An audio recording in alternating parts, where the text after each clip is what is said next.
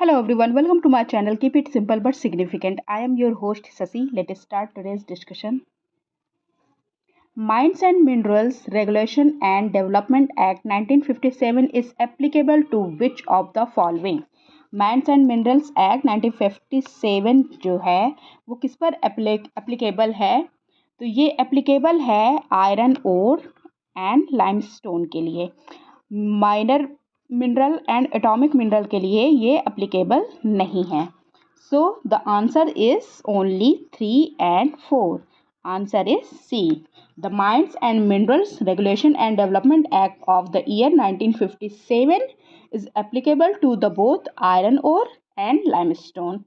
और ये applicable सारे minerals पे हैं except minor minerals and atomic minerals. The salaries and allowances of the judges of the High Court are charged on the salary और allowances जो हैं high court के जो जजेस हैं वो किस में आते हैं? तो वो आते हैं consolidated fund of state. Answer is C. ये आर्टिकल कौन सा है? ये आर्टिकल है 203 क्लॉज 3 और ये कॉन्स्टिट्यूशन के इस आर्टिकल में आता है। Okay. Which committee recommended the establishment of the CBI? CBI को establish करने के लिए कौन सी कमेटी ने रिकमेंड किया था? तो ये रिकमेंड किया गया था संथानम कमेटी के द्वारा। Answer is C. Santhanam committee on prevention of corruption जो कि बैठी थी कब? 1962 से 64 के बीच में ये बैठी थी।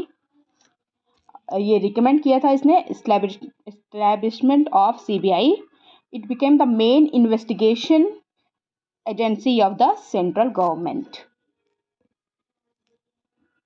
Which article empowers the appropriate legislature, parliament or state legislature to establish a tribunal for the adjudication of election dispute?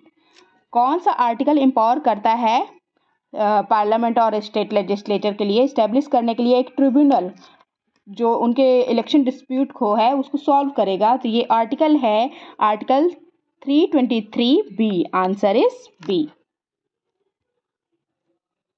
Which of the following are sources of income for the urban local bodies?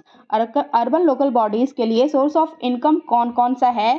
तो ये देखिए tax revenue, grants, loans, ये सारे हैं। So the answer is D. इनके अलावा और क्या है? टैक्स रेवेन्यू है, नॉन टैक्स रेवेन्यू भी है, non tax revenue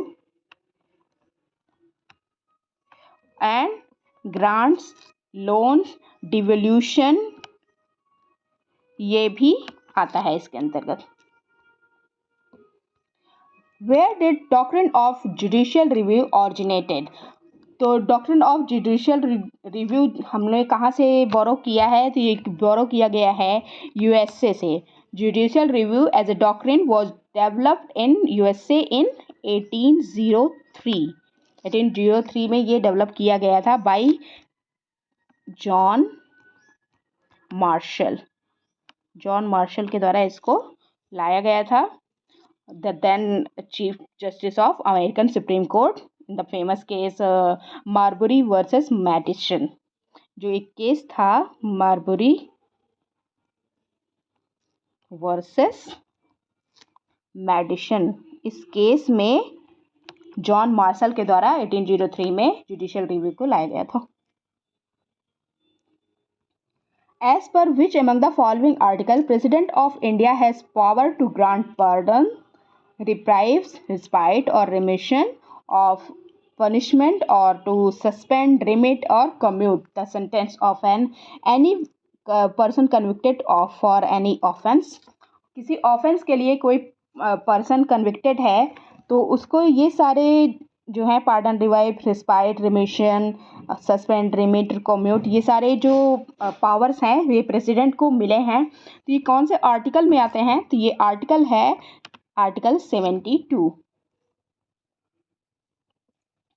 Which Indian state has the largest number of seat reserved for the scheduled tribe in the Lok Sabha? scheduled tribes के लोकसभा में scheduled tribe के लिए largest number of seat reserve है किस state में, किस इंडियन स्टेट में? तो ये इंडियन स्टेट है Madhya Pradesh. Answer is A. Who among the following held the office of Vice President of India for 2 consecutive term? कौन से इनमें से हैं जिसने वाइस प्रेसिडेंट का ओहदा संभाला फॉर 2 consecutive टर्म? तो इनका नाम है doctor S Radhakrishnan. Answer is D, doctor S Radhakrishnan.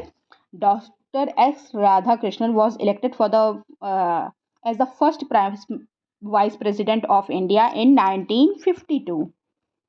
1952 में फर्स्ट वाइस प्रेसिडेंट बने थे और फिर ये इलेक्ट हुए as the second vice president of India in 1962 to 67। पहले तो 52 में बने थे, फिर 62 से 67 में भी इन्होंने वाइस प्रेसिडेंट का पद संभाला था। Which among the following are considered essential for the realization of the highest good for India's citizen? कौन सा एसेंशियल है highest good for of India citizen? तो ये कंसीडर किया जाता है किसे? ये कंसीडर किया जाता है फंडामेंटल राइट्स को। ये है essential for the realization of the highest good of Indian citizen, fundamental rights. That's all for today. If you like my video, please to like, comment, share and subscribe. Thank you.